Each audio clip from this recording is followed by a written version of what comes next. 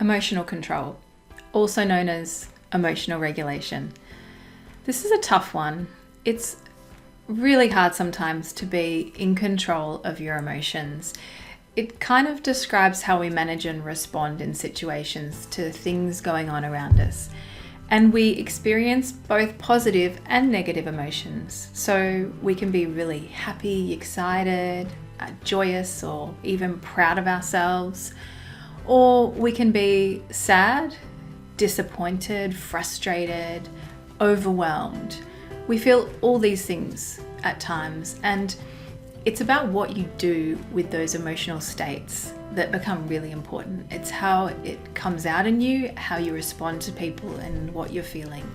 And it's tough, and it can be really tough in certain situations and for certain people. Learning to respond in positive or negative ways is the essence of emotional control.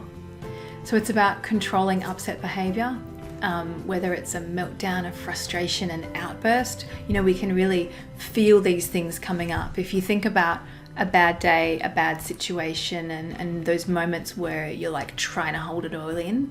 But the flip side of that is sometimes it's okay for the emotions to just come out and be excited about something. There's also happy times as well where you're trying to maintain and keep it in.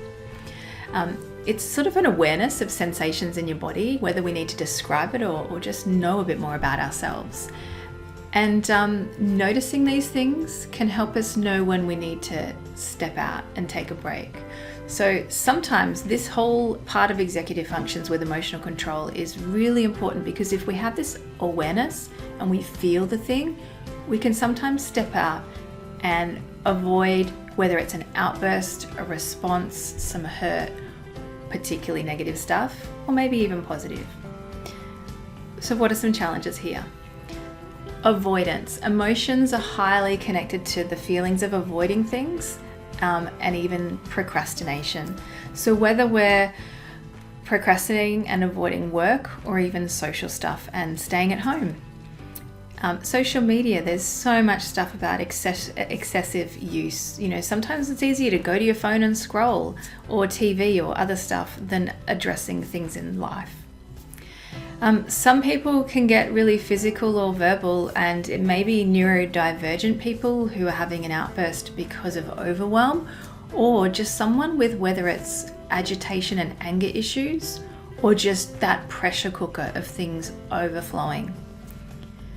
So there can be emotional control issues just because you've had enough. You're at the end of your tether, work pressure, home pressure, kids, everything coming at you.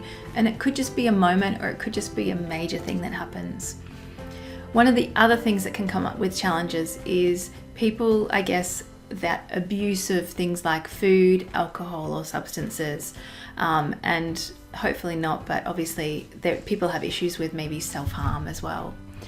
And so emotional control can be a really, really critical area where people struggle, and it's a big struggle when it comes up. Emotional eating, alcohol and drugs, because people might want to numb what they're feeling and escape. So this one's really delicate and really important. If we can understand ourselves and sense the feelings and step out, it can really help save situations, and it's all about self-care as well. So think about, are you in check with your emotions and what things come up in you, and maybe just notice through the world and learn to try strategies to help you and your mental health in particular.